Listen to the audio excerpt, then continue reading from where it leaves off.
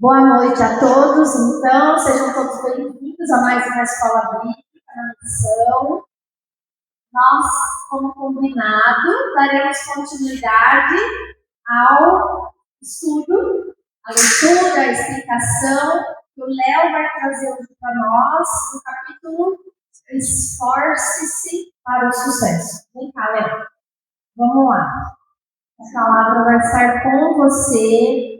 Tenha liberdade, vai devagar com o tempo, passa para nós tudo que o Senhor colocou no seu coração, pode ser alguma crítica construtiva ou destrutiva, fica livre aí, tá bom? Um testemunho, uma passagem bíblica. Deus abençoe aí o seu momento, né?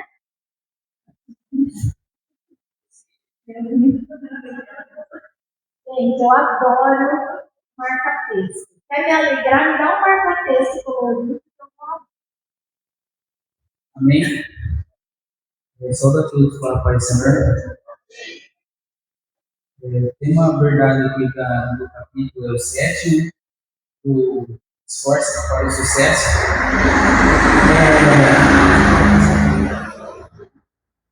O sucesso é uma coisa, para o Leonardo, uma coisa bem relativa para o sucesso, né? O que acontece? O sucesso, para mim, não é o mesmo sucesso da Jennifer, não é o mesmo sucesso do Luiz, não é o mesmo sucesso da mãe.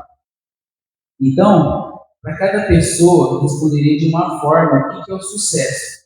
Para alguns, o sucesso é ter dinheiro, para os outros é construir uma família, formar uma carreira bem-sucedida,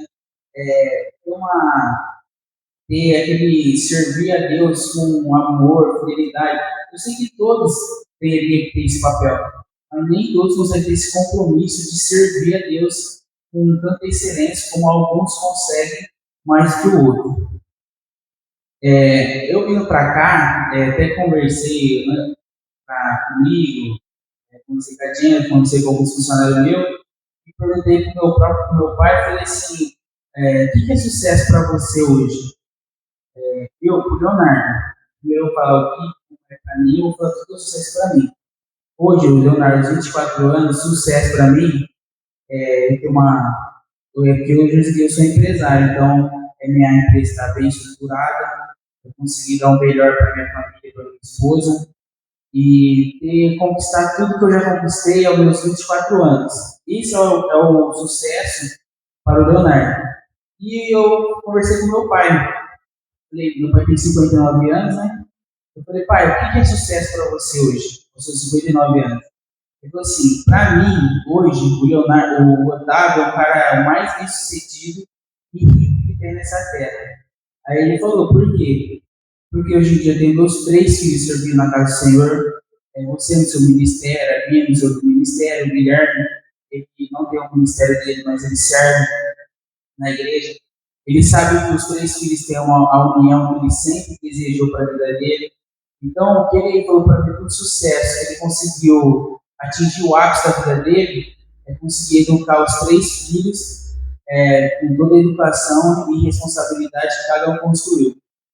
E puxando um pouco para o Leonardo, que eu até comentando com a Jennifer, o nosso problema hoje de falar do sucesso é a gente expor nosso sucesso, a gente ter aquele medo de que a gente achar que a gente é uma pessoa bem-sucedida, que a pessoa é uma pessoa metida, ou a gente é uma pessoa que gosta de esnobar porque conquistou outras, não. Então, a parte do sucesso é uma coisa que a gente tem que ser exposto para poder incentivar outras pessoas. Igual eu tenho 24 anos, eu sou para mim, igual eu falei uma vez a coisa no apoio, eu falei, meus 24 anos sou uma pessoa que já realizei tudo que eu queria nos 24 anos. E ela falou, não acredito, eu falei, para mim então, quando eu estiver mais velho, é claro que a gente vai ter nossos novos objetivos, vai ter essa nova conquista, mas hoje, Leonardo, aos 24 anos, eu já conquistei tudo que eu queria. Eu já tive um bom carro, eu sirvo na igreja com a maior excelência que eu posso, eu tenho uma esposa que serve ao Senhor, eu tenho uma boa carreira profissional. Então, Deus tudo me deu isso aos meus 24 anos. E o problema nosso é esse medo, esse preso, ficar preso de falar por que é decidido. Mas não, a gente tem que entender que o sucesso serve de testemunho para outras pessoas. Então, hoje mesmo, hoje eu liguei para um amigo meu, faz tempo, eu converso, comecei a falar sobre os negócios com ele, ele falou assim, desse jeito para mim, Léo, aonde você for, eu tenho certeza que tudo que você for fazer, você vai ser bem sucedido. Porque você é uma pessoa que serve a Deus. E ele é uma pessoa que não serve a Deus, mas através do nosso testemunho, ele viu a nossa conduta. Então, ele sabe o que é o sucesso. Então, é essa parte que a gente vai falar do Leonardo, do sucesso. A gente tem que expor, a gente tem que ter uma ambição de ser uma pessoa bem-sucedida.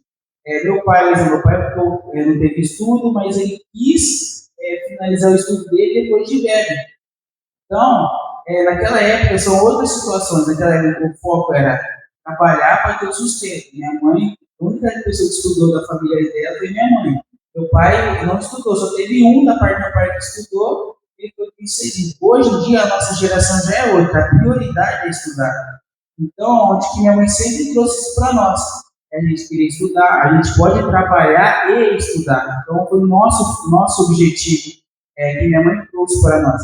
Igual eu falei, Leonardo, eu arrisquei muito cedo, eu tinha que ele abrir uma empresa e deu muito certo. Mas nem todos foi feito para ser empresário, nem todos foi feito para ter dinheiro. Então, nosso foco, nosso objetivo como pessoas é se esforçar ao máximo que a gente tem que fazer na nossa vida pessoal, profissional. Porque. Pode falar.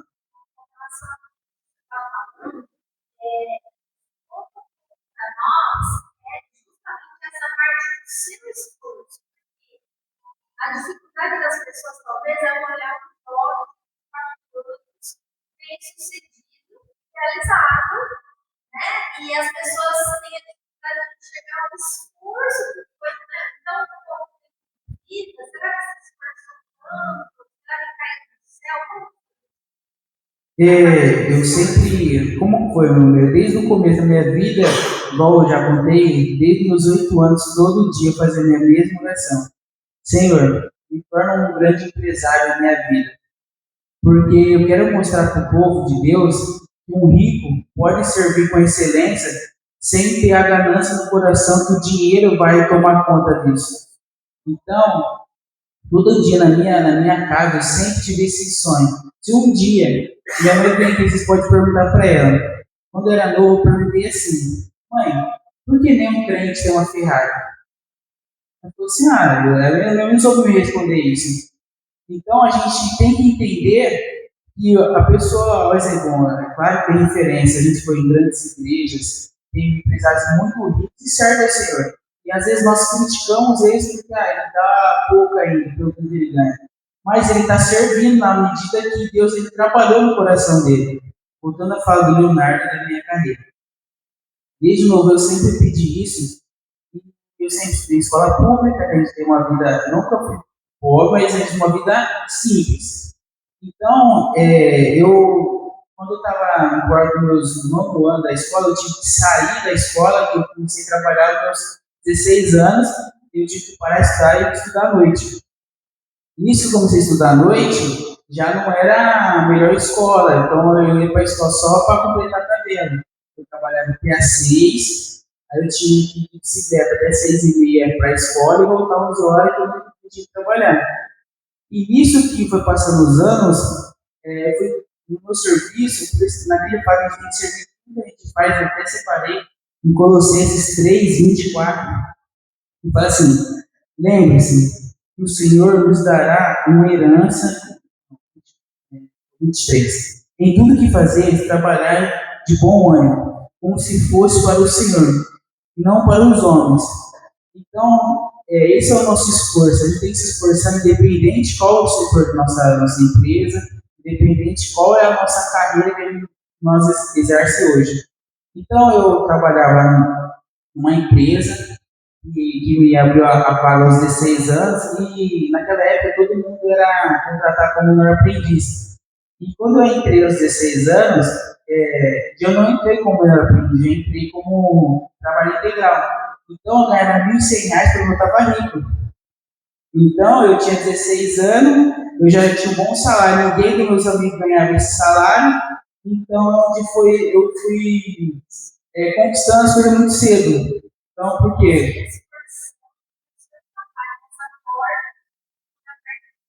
Exatamente. Então, exatamente, a gente deu o melhor no nosso trabalho, que era o simples. Então, eu nunca esqueço desse detalhe. O meu primeiro salário que eu tive, minha mãe falou assim: seus 10% você tem que devolver na igreja. Não importa quanto você ganha. Eu dava R$ 100 de oferta de dízimo naquela época. Minha mãe explicou a importância do dizimar na casa. Ele sempre dizimou, não importa o tanto que todo mundo de casa, minha mãe fazia nós dizimar na igreja.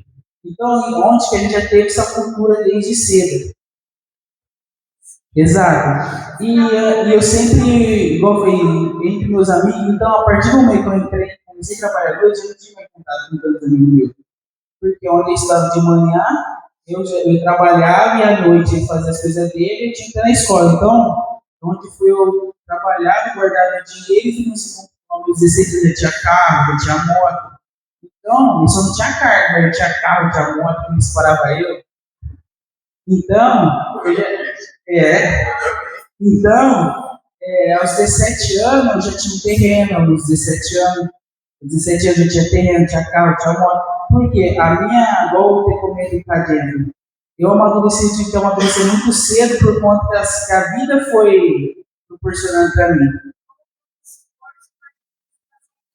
Exato, eu era, na minha administração, então, o que eu tinha era muito organizado. Então, esse foi o esforço, igual na palavra, para a gente ter um esforço, para ter um sucesso, a gente tem que abrir mão. E à noite eu me inscrevi no curso técnico, estudando à noite. Então, tinha dia que eu ia para a escola e dia que eu ia para o curso técnico. Porque o Leonardo é uma pessoa muito ansiosa, eu queria, ter o sucesso o mais rápido possível. Então, por exemplo, exato, eu queria fazer o técnico, eu queria fazer o ensino médio ao mesmo tempo. Então, eu faltava um dia que eu faltava do técnico, faltava do ensino médio, e era intercalando para me formar os dois ao mesmo tempo. Porque na minha cabeça, aos 17, 18 anos, já vou ter um técnico, eu vou estar formado. Na época, eu trabalho numa empresa grande e depois aí eu vou desandar a minha vida, vai desmanchar. Então, eu sempre fazendo esse caminho. E nisso que eu trabalhei, nisso que eu estava trabalhando, eu entrei numa outra empresa, fui caminhando, e, igual eu falei, eu nunca tive tempo de sair para jogar bola com os amigos, por quê? Eu sempre trabalhei até tarde. Antes de eu casar, agora eu entrava às 6 horas da manhã, agora 10 horas da noite. Meu serviço foi trabalhar para os outros. Então, todo mundo, vamos fazer tal coisa de mudar, para fazer hora extra. Então, a gente, é o esforço que eu quis para a minha vida cedo, para mim, no dia que eu chegasse à minha idade, eu poder descansar. Então, quando eu casei, eu tive que mudar um pouco isso, né? Mas senão eu trabalharia dia e noite. Então, antes que eu fui abrindo porta, hoje a pessoa que foi meu patrão no meu primeiro emprego, hoje eu tenho porta aberta na empresa dele. A gente já teve uma sociedade, hoje não teve mais, a pessoa pegou o próprio patrão e já virou um sócio nosso, hoje em dia não é mais. Mas então, Deus vem proporcionando isso na minha vida, e eu acho que eu até quis pegar esse tema para o esforço, porque nós muitas vezes vê a pessoa o sucesso do outro, mas a pessoa não quer acordar cedo, a pessoa acha que a vida é medíocre, essa é a palavra. E a pessoa que abriu a vida inteira dela acha que vai ter a mesma comparação, não tem. Às vezes a gente vê uma pessoa que tem um bom carro, e a pessoa que tem um carro simples. Será que Deus é tão injusto? Ou tem um versículo aqui numa parte que fala qual que é o nome? Você tem duas opções, a escolha. Qual é a escolha que você está fazendo na sua vida para você alcançar o seu sucesso? Então, é onde que eu quis pegar esse tema para mim, por conta que o Leonardo é uma pessoa muito orgulhosa comigo mesmo, aos meus 24 anos, de ter o que eu tenho e chegar onde eu cheguei. homem senta para fazer contas antes de se ter a conta para Exato, exato. o esforço também é um planejamento para que você deseja alcançar. Então, essas ferramentas que você usa vai fazer você alcançar o que você quer. Sim, exato. E igual falando em empresa, hoje, eu até vim comentando com a gente, hoje a gente tem 4 anos de empresa e quando a gente senta numa mesa, ninguém acredita que a gente é os donos da empresa, porque o Leonardo tem 24 anos, o Guilherme tem 30 anos. Então, são coisas que ninguém acredita, que eles não conseguem entender como que deu tão certo. Porque acho que daqui a única pessoa que foi na minha empresa foi o Luan, foi o Márcio, eles viram o tamanho da empresa, gente, graças a Deus. É uma empresa que tem 3 metros quadrados e a gente tem 30 funcionários, graças a Deus. E o pessoal, quando vê, fala assim: vocês são uma empresa que cresceu muito rápido. Então, é claro que a gente tem a dor do crescimento, na parte administrativa, a gente tem a dor do crescimento. Mas, graças a Deus, foi onde que eu investi muito a minha vida pela escolha certa e pelo esforço que a gente fez. É claro que tudo é pela glória de Deus, mas as escolhas certas para a nossa vida traz grandes consequências. Uma frase que eu separei aqui é que é assim, ó: o maior sucesso da vida é viver o propósito de Deus. Então, o que era o propósito do Leonardo? Um dia ser empresário, ser uma pessoa bem-sucedida, casar com a Jennifer e servir. E estar um dia na missão. Exato.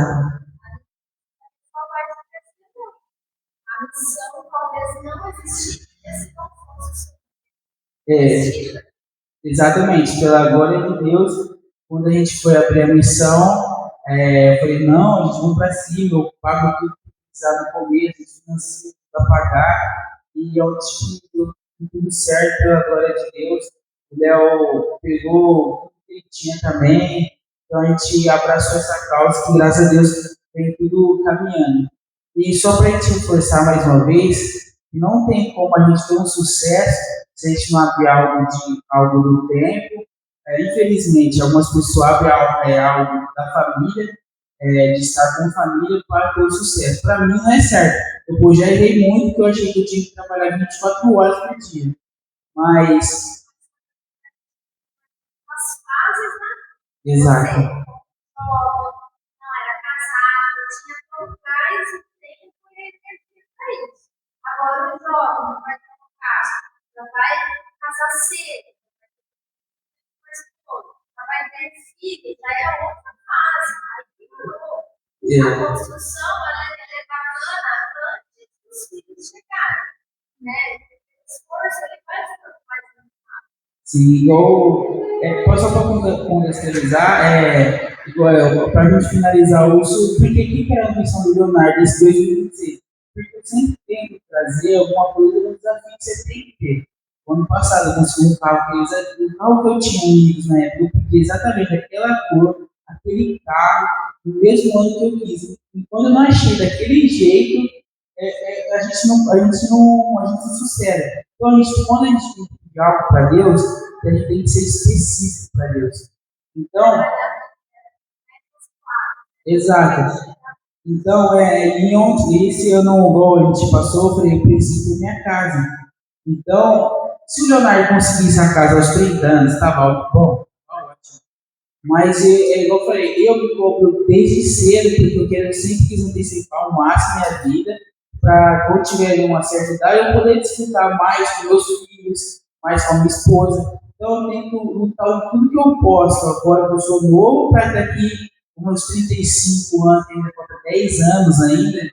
Então, eu consegui desfrutar o máximo poder com a minha família e com meus filhos. Então, eu sempre pedi para Deus exatamente assim: Senhor, eu quero uma casa, mas eu não quero me esforçar para ter uma casa. O Senhor vai preparar a casa da forma sutil, leve, sem eu precisar estar me esforçando, fazendo conta, abrindo mão de tudo da minha vida para ter uma casa. Se ele fazer isso, é fruto das nossas mãos, não é que o Senhor está preparando esse para nós. Então, aí foi caminhando. Teve um dia, até que contou o testemunho, eu vou contar os mínimos detalhes. Teve um dia, uma segunda-feira, a corretora me ligou. Léo, vim do seu terreno. Aí, como você vem do seu terreno? Não, vim do seu terreno, vim do 100 mil, ele é bom, vai ser bom para você e tal. Tá, falei, beleza. Eu liguei pra Jennifer, a Jennifer falou que não era bom vender o terreno agora e tal. Beleza. Aí eu falei assim, não tô querendo vender o terreno, tô querendo vender uma casa futuramente, vou construir lá, então. Eu falei assim, não, então eu vou achar uma casa para você. E nisso que foi caminhando, há uns 2 meses, uns 2, 3 meses atrás, eu peguei uma moto, e a moto, mais uma vez, era uma moto que eu sempre quis ter, e Deus me deu novo. É uma baita de uma moto, quem viu sabe qual é a moto. Então, e essa moto veio já numa forma de temporizador, não precisei descapitalizar nada, e veio na hora certa. E nisso que eu peguei essa moto, eu falei assim, mas eu não tenho dinheiro da entrada, eu só tenho minha moto. Eu falei assim, eu pego o dinheiro dessa moto. O que aconteceu? Pulei uma etapa. Quando eu fui comprar a casa, a primeira vez que onde a gente estava pagando aluguel, foi um empecilho. Aí a gente vindo para a igreja, eu falei assim para Deus, eu não vou mais comprar casa. Enquanto eu ficar tendo que correr atrás de casa, eu não vou procurar casa, porque isso não vem de Deus. Tudo a gente tem que se esforçar com o nosso braço, a nossa mente, não é de Deus. Não é de Deus, não é o tempo certo de Deus. Então eu fiquei tranquilo. Nesse mesmo dia, o pastor Marcos falou assim: antes de acabar 2026, Deus vai te entregar uma chave. Eu falei, foi isso que eu pedi para Deus. Falei, nem que eu tenho que comprar, antes, eu falando sozinho, antes que acabe dezembro de 2026, eu quero comprar uma casa, vou dar um jeito. E nisso que foi caminhando a casa, e a gente, servo do Senhor, Deus preparou o melhor dessa terra. A gente vai chamar todos vocês para ir na nossa casa, a gente vai fazer uma confraternização, que o senhor acabou de organizar. E a casa que Deus preparou é uma casa linda, num bairro nobre da cidade. Então foi exatamente o melhor dessa terra para nós e da cidade, entendeu? É um bairro muito bom, é uma casa linda, maravilhosa, que a gente não teve que descapitalizar quase nada, a gente foi paz, não foi, por exemplo, a casa não foi uma coisa que vai ter que trazer peso, mas alívio na situação. É claro que tem toda a parte administrativa, você tem que fazer sua finança, organizar tudo, mas é uma coisa que a gente não teve que ficar se matando, se esforçando, correndo atrás de nada, veio literalmente pelo nosso colo. Então, só mais uma vez que é o esforço nosso de hoje, a recompensa é o sucesso. Não importa qual que é o sucesso. Às vezes, eu falei, sucesso é material para alguns, às vezes o sucesso de uns é a família, como nós temos amigos que o sucesso dela é ter um marido renovado, um novo marido, que nós conhecemos, temos intimidade. O marido dele é de uma forma, hoje em dia é baita de um marido, um exemplo. Então, a gente acompanhou do começo ao final, oração, choro, isso é sucesso para ela, e o sucesso hoje para o Leonardo vai ser esse. Então, eu estou muito feliz de trazer esse testemunho, expor minha vida nessa minha área, porque eu acredito que nós, como cristãos, temos que aprender a expor nosso sucesso, a expor nossa vida pessoal e parte financeira, porque a gente tem que parar de achar que crente tem que ser simples, crente tem que ter uma vida sofrida, o crente não pode disputar o melhor dessa terra. Então a gente tem que aprender, a gente tem que viajar mesmo para fora, a gente tem que comer mesmo em lugares bons, na medida do possível. Hoje em dia o Leonardo pode, mas um dia meus pais não puderam. Então, eles fizeram de tudo para um dia, na educação dos filhos dele, ter esse sucesso. Hoje em dia eles conseguem, mas na época a gente era novo, eles não tinham isso. Então a gente tem que aprender a querer. Eles plantaram uma semente de esforço na vida de vocês. A gente tem que ensinando a devolução do dízimo, Exato. Ensinando o poder da oração, do querer, do ter uma meta estabelecida. Porque o apóstolo Paulo mesmo fala que a gente não foi chamado a dar murros no ar e trabalhar sem meta. A gente precisa ter um caminho e saber se as ferramentas que a gente tem estão nos levando para esse caminho. Exato. Isso é muito forte. Isso constrói um testemunho, constrói uma autoridade na hora de falar, na hora de se colocar diante Né? E o Senhor usa. E só para finalizar, para a gente às vezes ter um sucesso, a gente um dia vai precisar depender de pessoas para ter o sucesso. Às vezes aparece uma oportunidade na nossa vida e chega uma pessoa e fala assim, é isso, e fala assim, não, um dia Deus vai preparar para mim. Então, às vezes, aquela oportunidade que Deus te dá nunca mais volta. Então, a gente tem que também estar sensível a aprender a saber qual é a oportunidade do nosso sucesso, a oportunidade do nosso sucesso. Saber discernir as Exato. Portas que são abertas Exato. na nossa vida. Então, da minha parte, é só isso. Parabéns, Léo. Bem feliz. Pode falar. Opa. Vai lá. E eu acho muito maravilhoso quando nós falamos, inclusive na outra aula, a gente falou sobre propósitos, né? E como Deus é perfeito em todas as coisas, porque Ele une propósitos. O Léo, ele sempre, desde criança, teve esse desejo de ser empresário, de comprar a casa. Só que como é diferente de uma pessoa para outra, porque a minha ambição aqui, terrenamente falando, é claro que sobre tudo e todos é um dia nos encontrar com Jesus, mas terrenamente falando, era fazer a faculdade, terminar a faculdade para me casar, comprar uma casa para ter filhos. E como Deus une propósitos para que tudo se encaminhe quando a gente está na presença e entrega isso para Ele. E agora eu falo para o Léo, agora a gente está com o coração descansado e a gente pode ir para a próxima etapa. Que Deus abençoe as nossas gerações, que venham os filhos. E é muito interessante quando a gente pensa na questão do propósito. Porque Deus colocou um propósito na vida do Léo, e quando a gente olha para a vida da mulher, muda isso, porque tem a questão familiar, que a gente pensa em planejamento familiar. E aí eu sempre fui muito calculista quanto a me formar para depois me casar, ter uma casa para depois ter os filhos. Eu sempre tive muito essa responsabilidade dentro de mim. E eu comentei também com o Léo que às vezes o sucesso para uma pessoa pode vir aos 24 anos, como pode vir com 60 anos, com 50, com 65, enquanto Jesus não voltar. Nunca é tarde para começar. Eu sou prova disso, gente. Recomecei 14 anos depois. Veio tarde. Exato. E às vezes o sucesso de uma pessoa é ter um filho, entendeu? Sim. Exatamente. O sucesso do Abraão foi ter E Léo, qual é o próximo capítulo? 8. Capítulo 8. Fala aí o tema para a gente já distribuir. São 12 capítulos, nós vamos chegar ao fim dessa leitura, hein? Conexões com pessoas e lugares. Conexões com pessoas e lugares. Quem?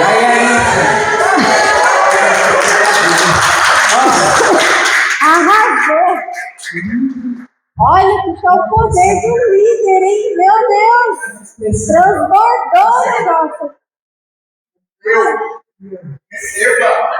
Parabéns, Léo. Deus continue te abençoando com toda sorte de bênçãos, que você continue sendo essa coluna na casa do Senhor. E isso é muito importante para nós. A vida de vocês, que venham aí os bebês, que vão abençoar a futura geração da missão do reino. Deixa o microfone aí. Gente, esse tema das conexões com pessoas tem tudo a ver com o sucesso. Conforme ele falou, né, da gente ficar atento, já logo me passou um filme na cabeça sobre a minha história, né, de recomeço, de reconstrução. Eu vou contar um pouquinho para vocês, porque eu acho que vai edificar. Então, eu engavetei o diploma, vocês já sabem disso, dei tudo embora, não vou ser dentista nunca mais. Só que eu falava que eu ia ser dentista desde quando eu era criança também. Eu falava, minha mãe falava, e aí foi algo que foi interrompido ao longo da história. E chegou um momento na minha vida que eu ajoelhei no meu tapete da sala e pedi para Deus um emprego, onde eu pudesse ganhar R$1.000 por mês. Eu queria um emprego de R$1.000. Eu orei, levantei e falei, eu sei que o Senhor vai preparar essa bênção para mim. 2 semanas depois eu estava recomeçando a minha profissão. profissão, porque eu me formei, eu tinha uma profissão para trabalhar. E aí faz 4 anos que eu estou nessa. Quando eu pensei que estava tudo estabilizado, estou no consultório, sou dentista, estou trabalhando, né? E o Senhor multiplicou esse valor, porque, né, ele disse, eu te dei uma profissão para que você tenha um meio de ganhar mais. Resultado. Quando eu conheci uma moça na especialização, essa moça se conectou comigo e ela me trouxe 2 bênçãos, 2 portas abertas. A primeira foi o espaço onde eu tenho meu consultório hoje. Foi ela que fez a ponte com a dona do meu consultório. É um lugar maravilhoso em Araraquara e eu estou lá já há 2 anos. Ela me indicou e eu recebi a ligação. Nem sabia que o lugar existia. Olha que interessante. E a segunda coisa foi um café que eu fui tomar com ela. Um café.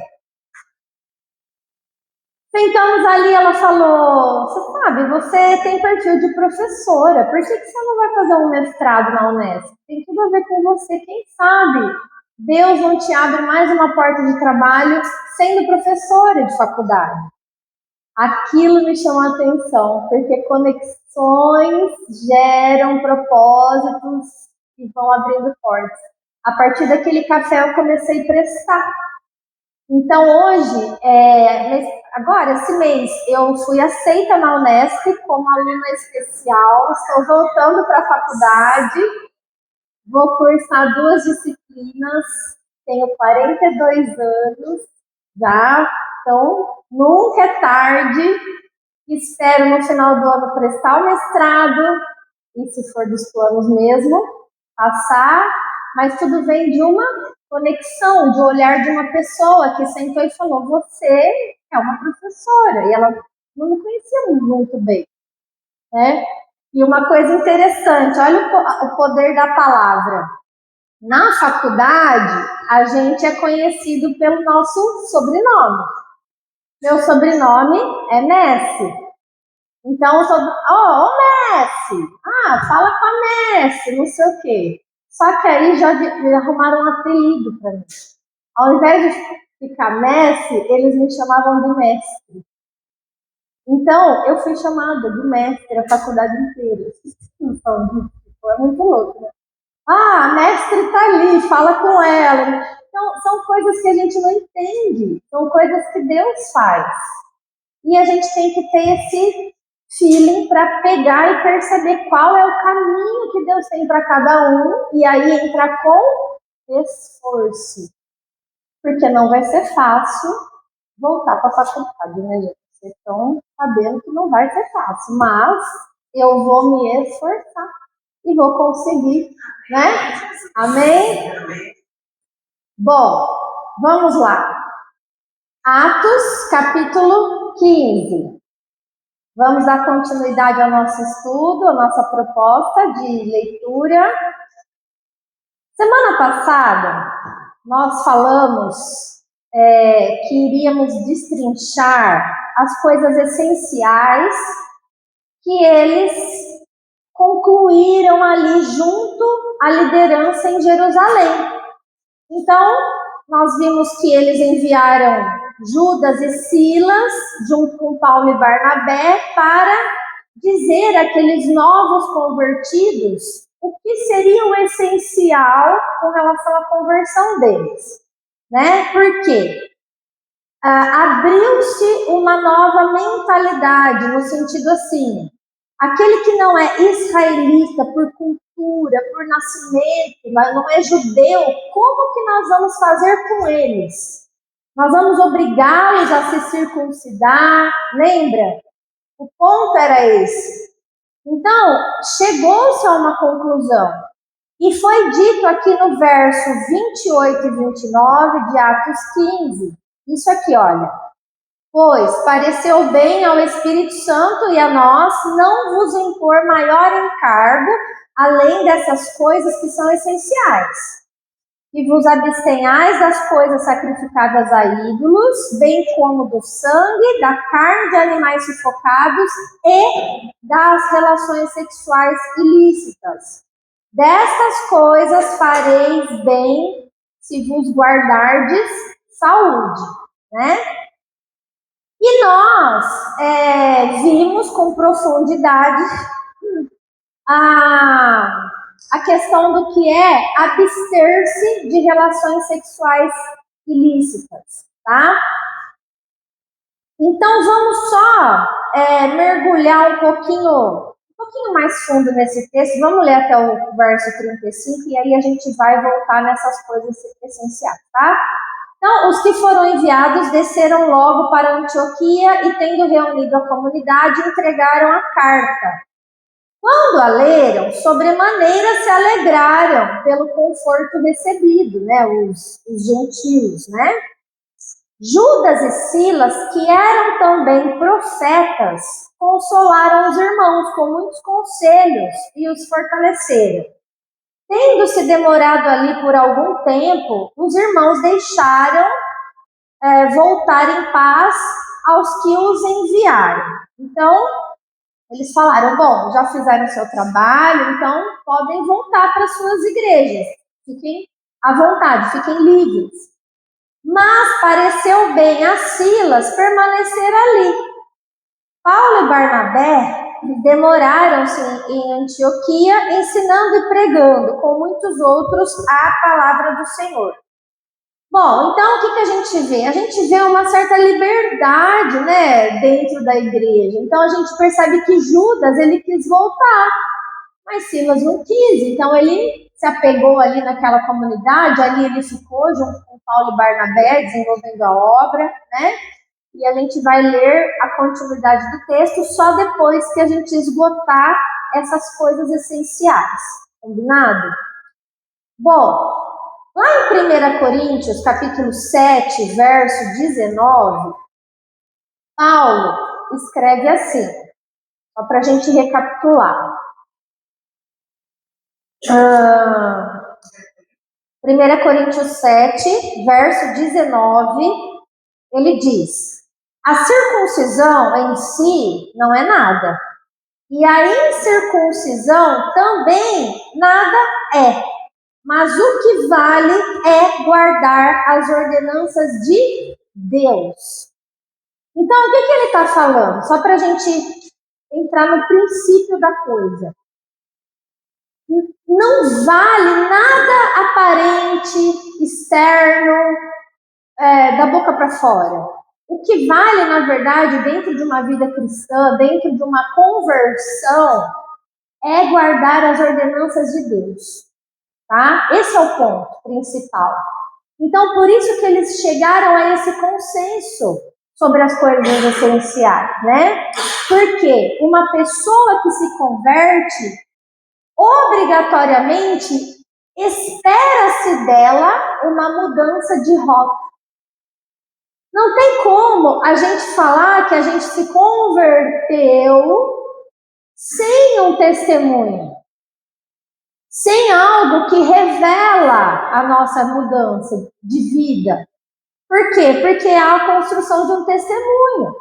O pecado, ele tem que ser deixado para trás, mas não só isso, precisa ser construído um referencial para que as pessoas possam entender na prática o que é santificação, o que é separação do pecado, né?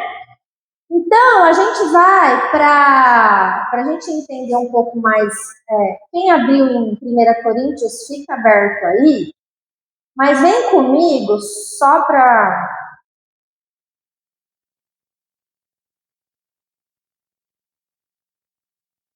Em Levíticos 10, que é o livro da lei, só o verso... Levíticos 10, que vai contar sobre a morte de Nadab e Abiú, os filhos de Arão, o sacerdote, que apresentaram um fogo estranho no altar. No verso 3, está escrito assim: e falou Moisés a Arão, isto é o que o Senhor disse. Então lembra que o que vale mesmo é o que o Senhor diz, não é? É o que Deus ordena. Então Moisés não falou assim: Arão, deixa eu te consolar aqui, deixa eu falar minha opinião para você. Ele falou assim: não, isso é o que o Senhor disse. Mostrarei a minha santidade naqueles que se cheguem a mim, e serei glorificado diante de todo o povo. Então, qual é a vontade de Deus para nós? Se nós estamos nos chegando diante de Deus para viver uma vida que agrada a Deus, a vontade dele é que nós sejamos santos, para que o nome dele seja glorificado. E ser santo é ser separado do pecado. Aí ele fala assim no verso 9. Desculpa, gente, a tosse não passou. No verso 9 ele diz: vinho ou bebida forte, tu e teus filhos não bebereis quando entrardes na tenda da congregação, para que não morrais. Estatuto perpétuo será isto entre as vossas gerações. Para quê? Qual o objetivo? Para fazerdes diferença entre o que é santo e o que é profano, entre o que é imundo e o que é limpo, e para ensinardes os filhos de Israel todos os estatutos que o Senhor lhes tem falado por intermédio de Moisés. Então significa que o que eu bebo e o que eu como me contamina, tira a minha santidade. Estão entendendo a palavra do Senhor? E Deus está falando assim: você que chega a mim para me servir, você precisa compreender isso na maior profundidade, para que você seja o referencial, para que aquele que está chegando olhe para você e entenda que há uma separação do que suja e do que limpa, do que te faz puro diante de Deus e do que te faz imundo, vamos dizer, contaminado. Lembrando sempre, gente, eu sei que são palavras fortes, tá? Nós não estamos aqui para condenar ninguém, mas sempre quando vier uma palavra forte dessa, porque está escrito na Bíblia, nós vamos lembrar que o que nos purifica é o sangue de Jesus. Nós não vamos sair daqui condenado com um saco de tijolo nas costas, se sentindo a pior das pessoas.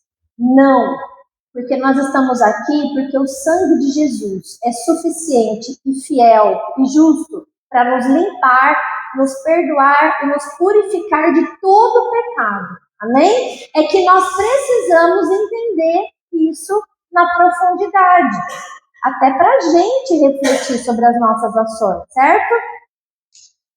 Então, 1 Coríntios capítulo 6, quem abriu, está com o dedo aí em 1 Coríntios, no capítulo 6, a partir do verso 12, quem quiser fazer a leitura, vamos ver uma tradução diferente?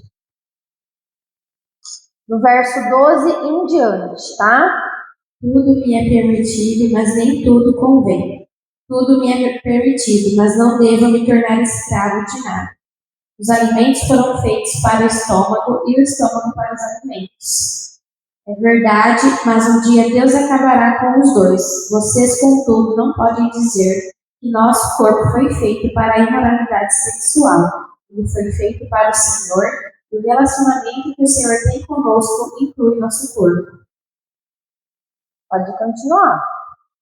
Portanto, Deus nos ressuscitará dos mortos por seu poder, assim como ressuscitou o Senhor. Vocês não sabem que seu corpo é, na realidade, membro de Cristo? Acaso um homem deve tomar seu corpo, que faz parte de Cristo, e uni-lo a uma prostituta? De maneira nenhuma. E vocês não sabem que se um homem se une a uma prostituta, ele se torna um corpo só com ela? Pois as Escrituras dizem: os dois se tornam um só. Mas a pessoa que se une ao Senhor tem com ele uma união de espírito.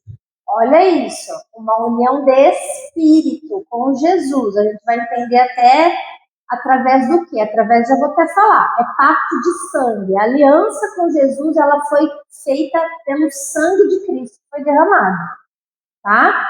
Por isso que, para você fazer um pacto com outro Deus, com outra entidade, você também precisa derramar sangue.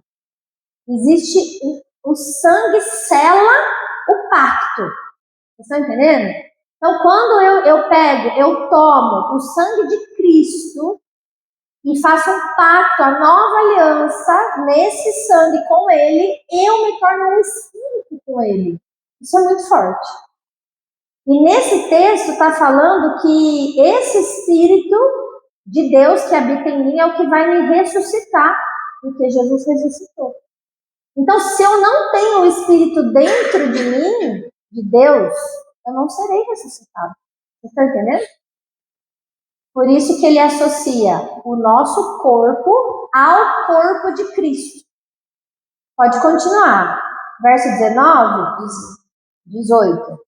Fujam da imoralidade sexual. Na minha tradução, fuja da impureza. Só para vocês entenderem como a questão da contaminação, tá? O seu é fornicação, que a gente pode entender o sexo fora do casamento. Tá? Tudo que contamina.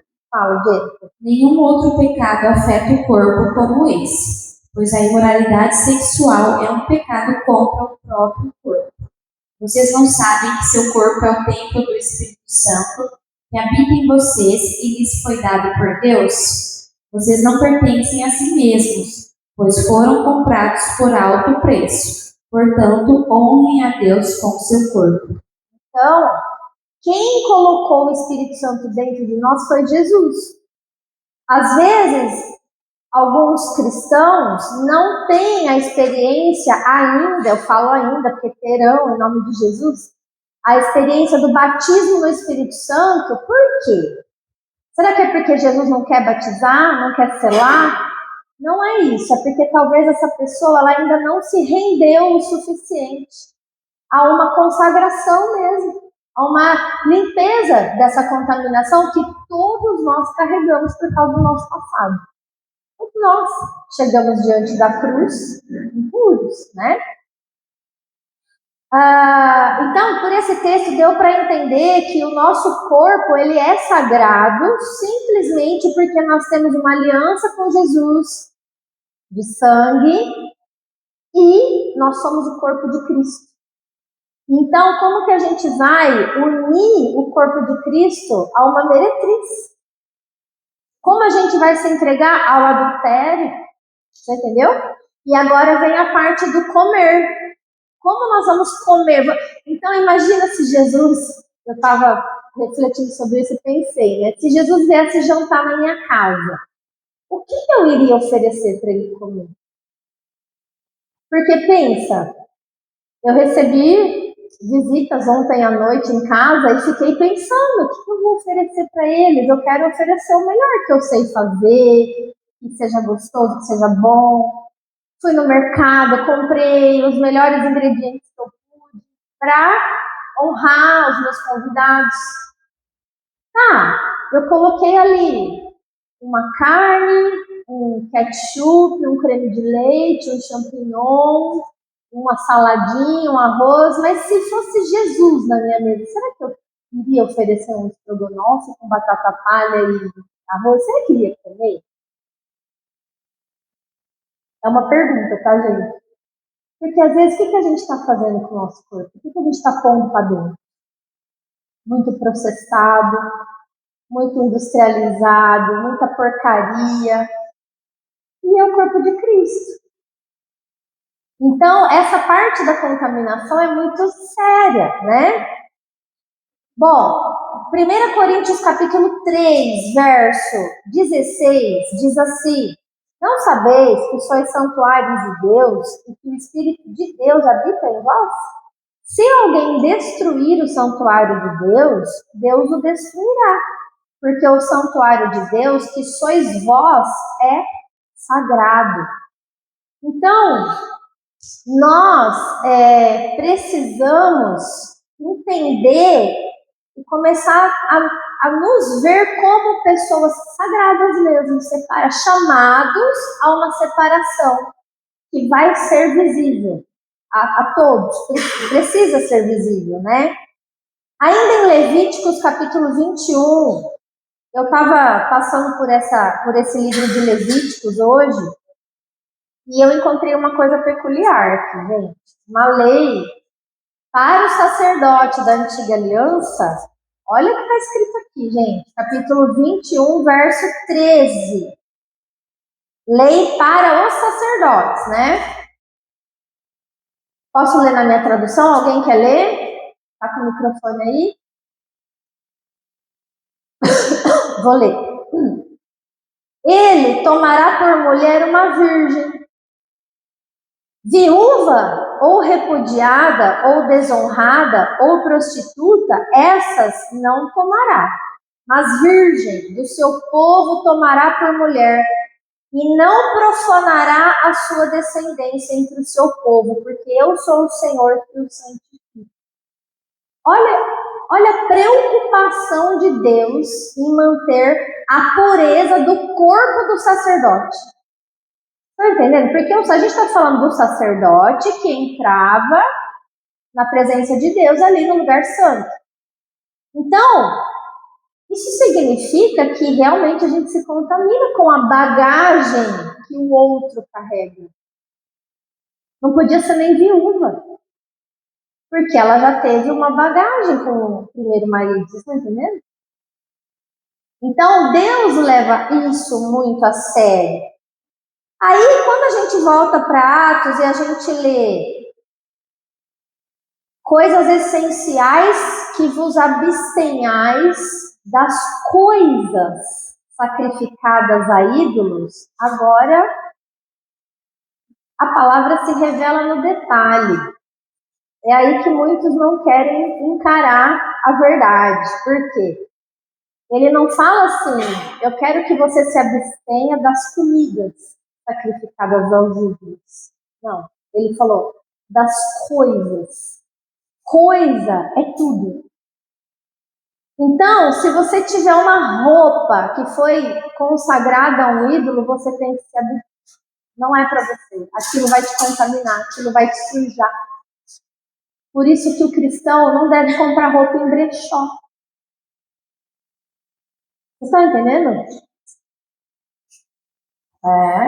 Porque você vai lá, compra uma blusinha mais barata de uma pessoa que servia a um outro Deus. E ela ia com aquela blusinha lá, e ali ela incorporava.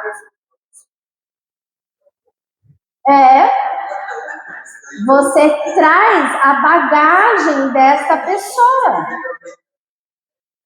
É muito sério. Olha só. Então, a gente está falando das coisas consagradas aos ídolos. Não é só comida, não. Fala, Carol.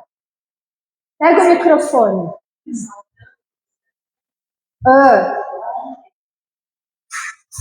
Pode falar.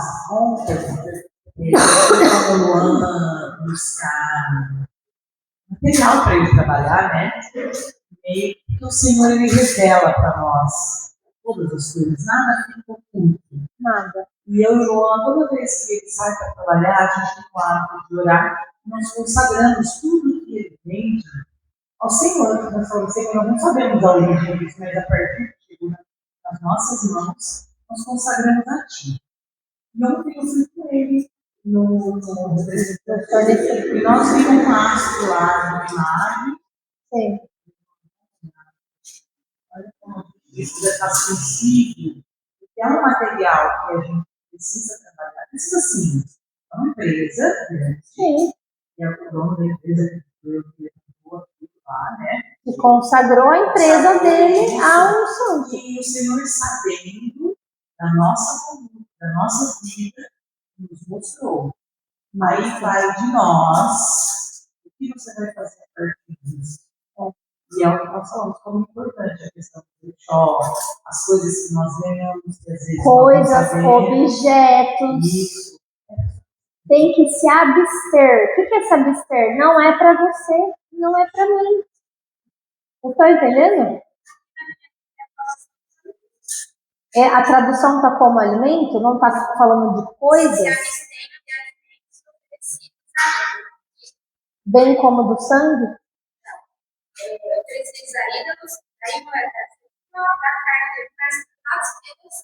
Ah, tá. O seu é coisas? Atos 29, né? 29. Então, as traduções, aí eu vou trazer uma coisa que a professora precisa ensinar. Toda tradução é uma traição. Grava isso. Toda tradução é uma traição. A tradução nunca é fiel ao texto original. Então, quanto mais antiga a sua Bíblia, mais fiel será. Por isso que tem essas diferenças. Fala, professor. Eu sei que vai chegar nessa parte aqui, ó, do sangue. Posso falar uma pergunta? Pode. Assim, está relacionado a alguma coisa ao sangue também, sobre o comer juízo, sangue? Sim, não é para comer sangue. É para se abster disso. Tá? E a gente vai entender o porquê. Tá. Nós vamos entender aqui.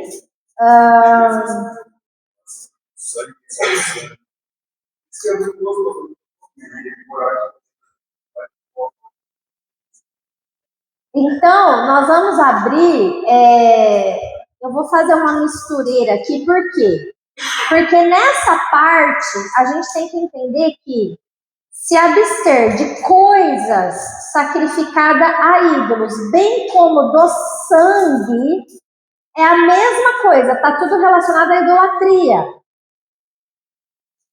Por quê? Porque você não pode beber o sangue consagrado ao ídolo, que é o pacto que é proposto para você e para mim. Vocês estão entendendo? Com relação à idolatria? Você não pode. E aí ele traz a carne de animais sufocados. E depois ele fala, e relações sexuais. Então são duas coisas. É um pacotão da idolatria e um pacotão da imoralidade sexual. Vocês entenderam isso? Agora vamos para o pacotão da idolatria. Vamos entender essa questão dos animais, que é mais fácil. Animais sufocados, por que não pode? Porque está escrito, se você fizer uma pesquisa, a carne sufocada refere-se a animais que morreram por asfixia ou estrangulamento e não foram sangrados adequadamente. Isso retém grande parte do sangue na carne do animal. Entendeu? Então é por isso que está escrito de animais sufocados. Não é que não é para comer carne de animal.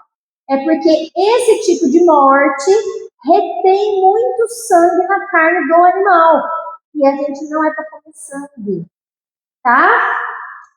Então nunca se esqueçam, são animais que morreram sem fazer a sangria correta daquele bicho.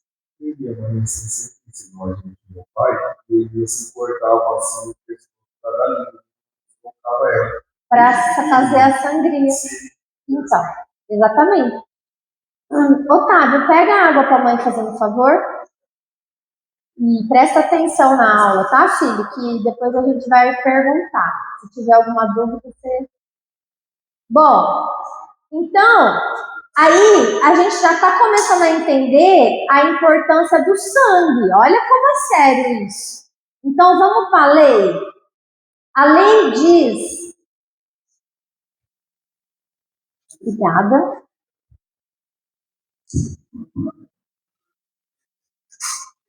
A lei diz lá em Levíticos 20,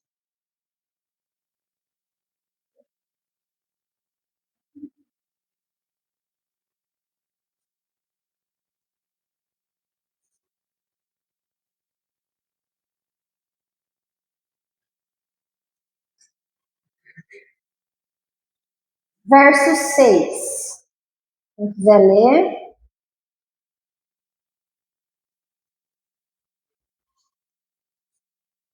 Abriram aí, gente? 20, verso 6.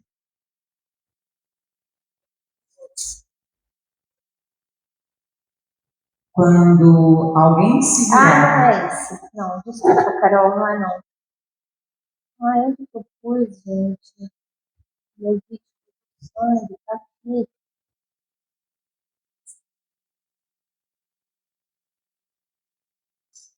Não, eu não pus. Então a gente vai achar de cabeça. Levíticos 17. Vamos lá.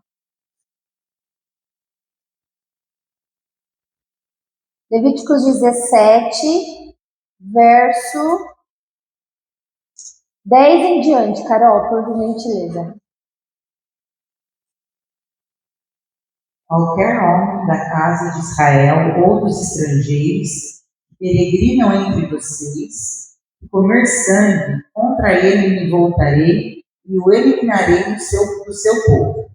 Porque a vida da carne está no sangue, e o tenho dado a vocês, e eu o tenho dado a vocês sobre o altar, para fazer a expiação pela vida de vocês. Porque é o sangue que fará a expiação pela vida. Portanto, tenho dito aos filhos de Israel: nenhum de vocês comerá sangue, nem o estrangeiro que peregrina entre vocês o comerá. Qualquer homem dos filhos de Israel ou dos estrangeiros que peregrinam entre vocês, que caçar animal ou ave que se pode comer, derramará o sangue e o cobrirá com pó, porque a vida de toda a carne é o seu sangue. Por isso, tenho dito aos filhos de Israel que não comam o sangue de nenhuma carne, porque a vida de toda a carne é o seu sangue. Então, só até aí. Gente, vamos entender isso. A vida do homem é o sangue.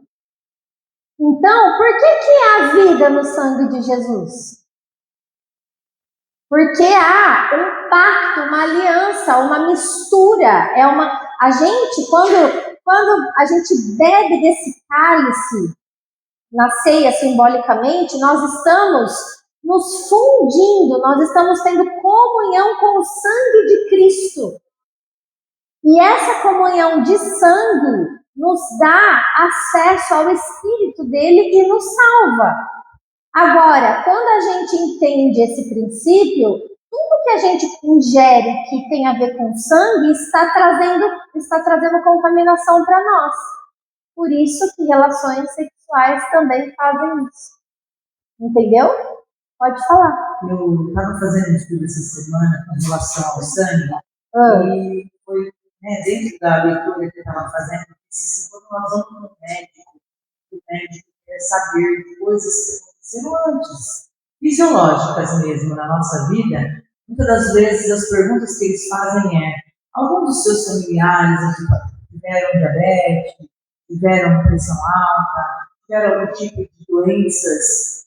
Porque dentro disso, do sangue, você carrega o DNA. Isso. Quando eles querem fazer um diagnóstico, qual é o exame? De sangue. O sangue mostra tudo. Mostra até o sexo do bebê. Mostra tudo, né? Aqui, nesse capítulo de Levíticos 28, ele fala sobre uniões que são abomináveis. No verso 19, olha o que ele fala: não te chegarás à mulher para lhe descobrir a nudez durante a sua menstruação. Porque envolve sangue. Nem se deitará com a mulher do teu próximo para te contaminares com ela. Adultério, de novo, troca de sangue, pacto, aliança. E da tua descendência não darás nenhum para se dedicar a Moloque, né? Nem se profanará o nome do teu Deus, eu sou o Senhor. Com homem não te deitarás como se fosse mulher, é abominação. Nem te deitarás com animal para te contaminares com ele. Nem mulher se porá perante um animal para juntar-se com ele. É confusão, né? Com nenhuma dessas coisas vos contaminareis, porque com todas essas coisas se contaminaram as nações que eu lanço de diante de vocês. Então existe uma separação. Isso é a conversão. Se for para a gente agir igual todo mundo age, não é conversão. Vocês entenderam o princípio aqui? Né?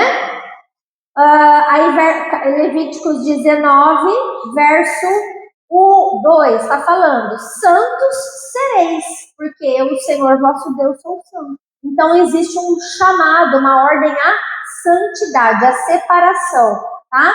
Ainda em Levíticos, que eu pedi para Carol, eu pedi o 21, né, Carol? Mas calma que nós vamos chegar lá. No 19, verso 28, olha o que está escrito.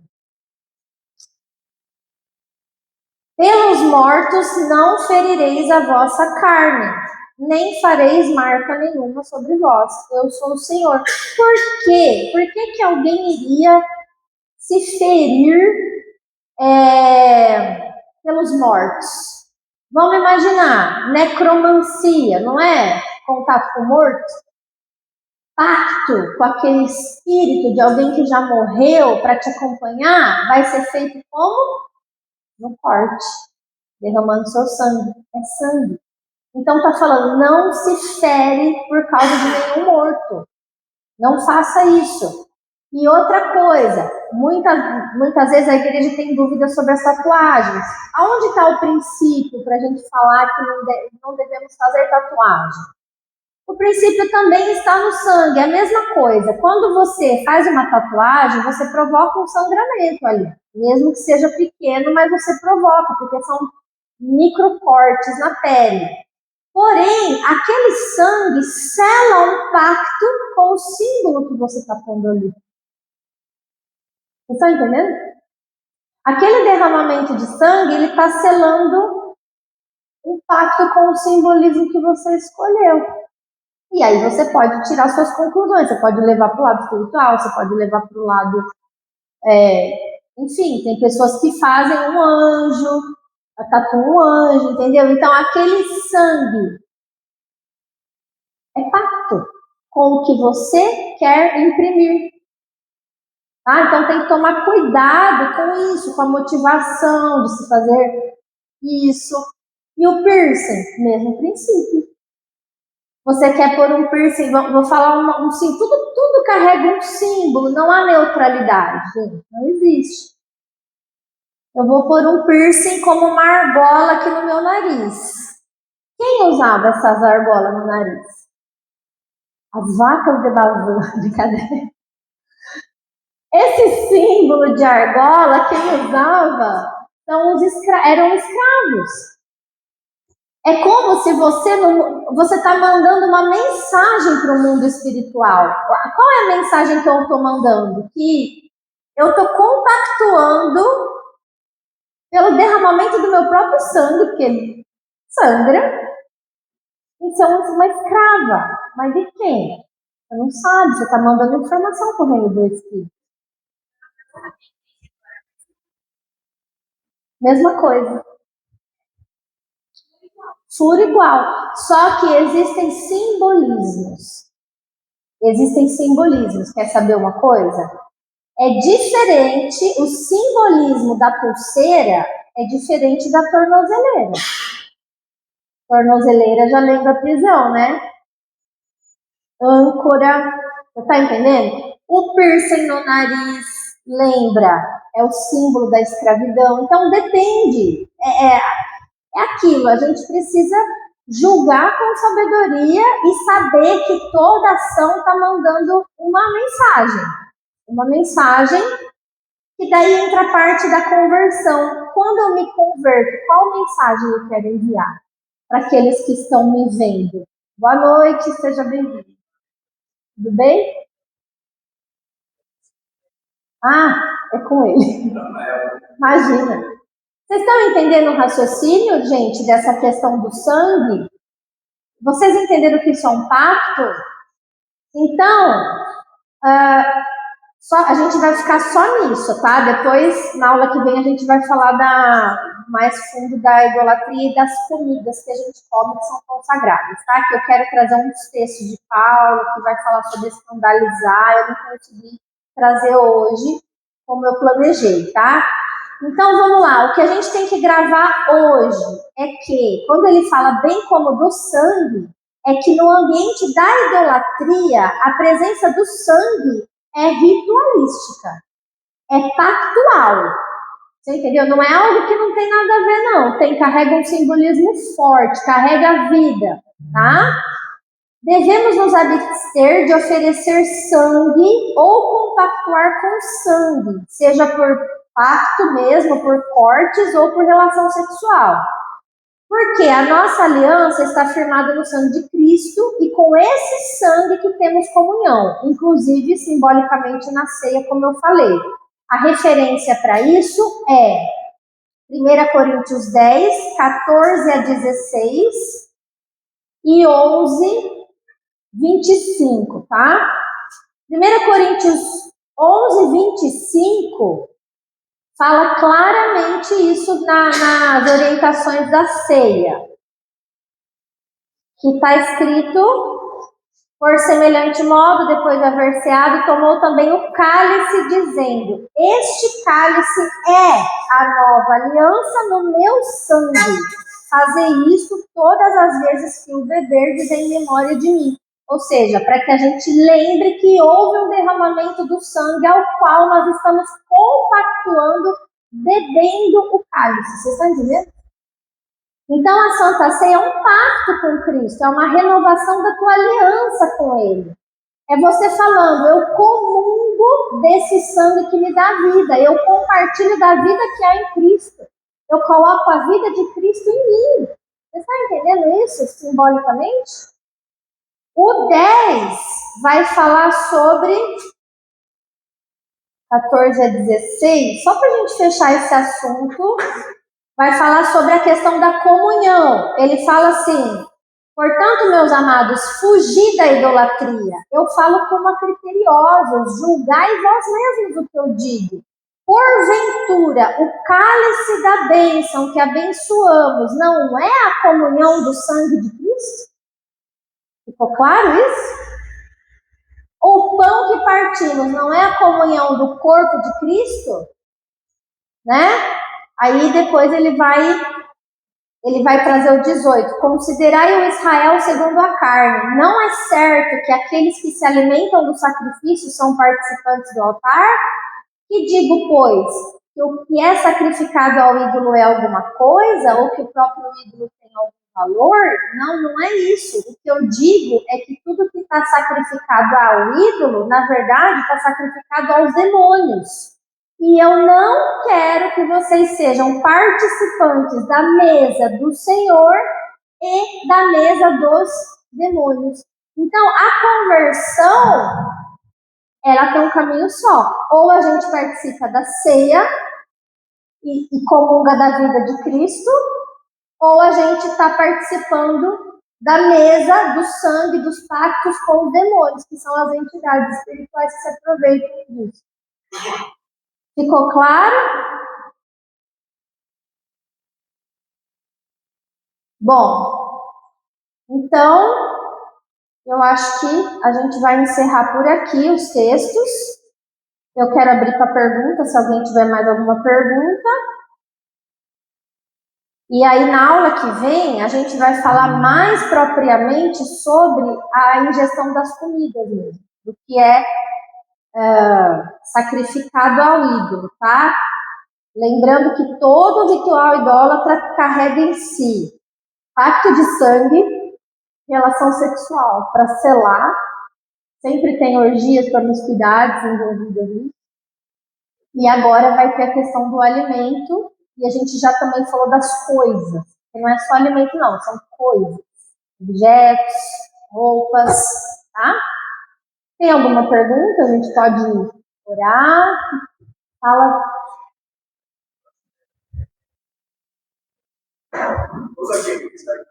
Sim. Faz as coisas da forma correta, dizimando, ofertando, participando, tentando todo dia, fazendo diferente. Tudo aquilo que for conveniente, por ele pouco tempo, no loteamento, onde esse loteamento foi consagrado, mas o dinheiro dele é abençoado. Ele é dizimado, ele é ofertado, ele vem das bênçãos de Deus. É a mesma coisa do prato de comida. Tudo que é consagrado ao Senhor se torna santo, seria isso? É assim,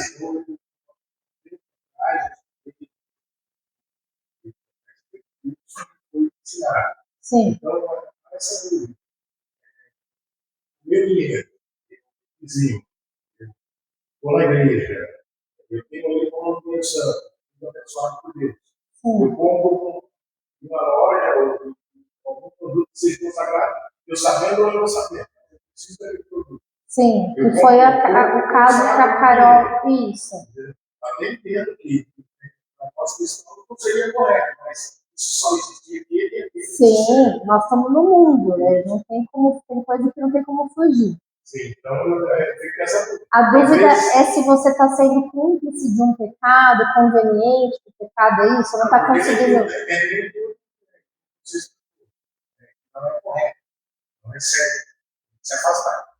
Não, mas tem uma parte que aí, na semana que vem, a gente vai ter que aprofundar com relação às cartas de Paulo, porque ele fala muito mais, ele aprofunda mesmo, é um tema bem aprofundado, e ele fala claramente o seguinte: tudo que o ídolo diz em si mesmo, ele não é nada, ele não tem poder nenhum, tá? O problema de toda a questão é a consciência nossa. Então, se a nossa consciência nos acusa, é um problema. Mas Paulo, ele disse também que tudo aquilo que a gente recebe com ações de graça, com gratidão, e santifica e consagra ao Senhor, consagrado está. O problema que nós vamos aprofundar nas cartas é o quê? É o testemunho que a gente gera na vida dos outros, dos irmãos novos na fé, porque a gente vai ter que viver um equilíbrio entre esse conhecimento que a gente tem e o não escandalizar aquele que está chegando e está vendo o que você faz.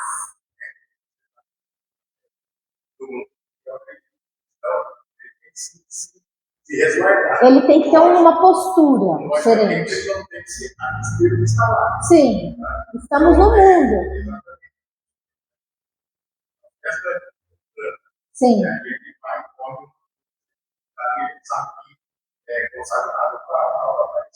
Sim, a gente tem que evitar isso, por causa até da nossa consciência. A gente não precisa, se a gente pudesse comer algo que iria beneficiar outra obra de caridade, que não fosse a um ídolo ou a um espírito maligno, tipo o espiritismo, é melhor.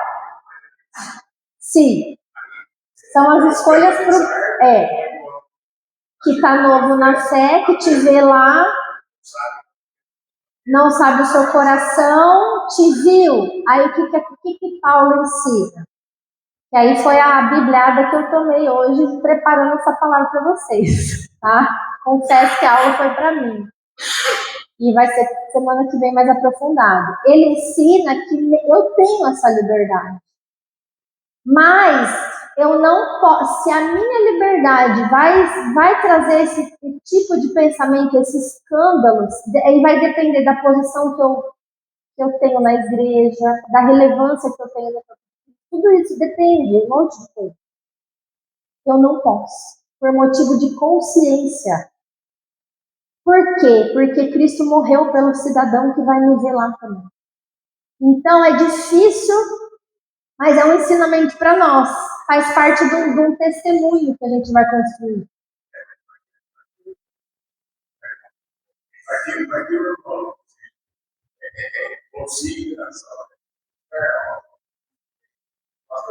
Ele tem que estar envolvido com as... Sim. Você está no mundo, você está vivendo, é ali que você vai impactar. Mas tudo é lícito, mas nem tudo me convém. Então, o que eu vou concluir dessa parte que você perguntou é assim, Pércio. Eu li muito sobre isso mesmo e eu entendi que tudo tem a ver com a nossa consciência mesmo. Nós temos que ter a consciência do que nós queremos construir lá fora. Antes, eu não tinha igreja, não tinha pastor, não tinha nada. Então, nada pesava na minha consciência. Hoje mudou o meu cenário. Hoje eu sou uma professora da Escola Bíblica da Missão. A Amanda não carrega só o nome da Amanda mais. A Amanda carrega uma igreja inteira nas costas. Por quê? Porque alguém me veio e falou: olá, a professora da Escola Bíblica do Pastor Marcos. Sobra para ele. Então, a minha postura, por mais que eu queira ser livre, quero, sim, tenho uma mentalidade firmada, isso não me convém mais hoje. Eu entendi isso. Não convém mais, porque eu não posso escandalizar mais. E não que eu esteja escandalizando lá, mas você entendeu? A gente não está pecando, mas para quem está vendo, vai falar que está. Então, eu penso assim, com relação ao trabalho, que foi a sua pergunta também, que eu acho importante, a mesma pergunta da Carol. Você viu que aquilo é consagrado, você teve esse entendimento, você precisa, no seu particular, fazer o que a Carol fez. Consagra tudo que chega. Senhor, está aqui, eu consagro a Ti em nome de Jesus, porque eu sei que o ídolo em si não é nada, é o Senhor que é o meu Deus, é do Senhor que vem o meu sustento, e eu confio no Senhor para a minha provisão. Consagrou? Trabalha. E coisas que você não sabe. Então, você consagra, você compra um sapato, a dona da loja, o açougue, enfim. Pode falar, pastor.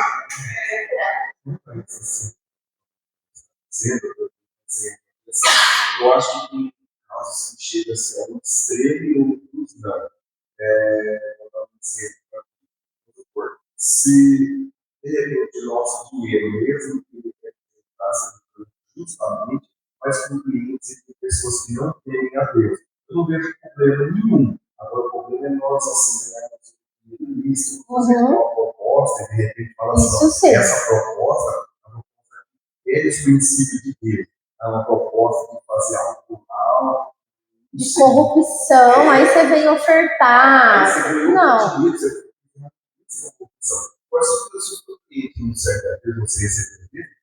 E outra coisa, tem. Pode falar.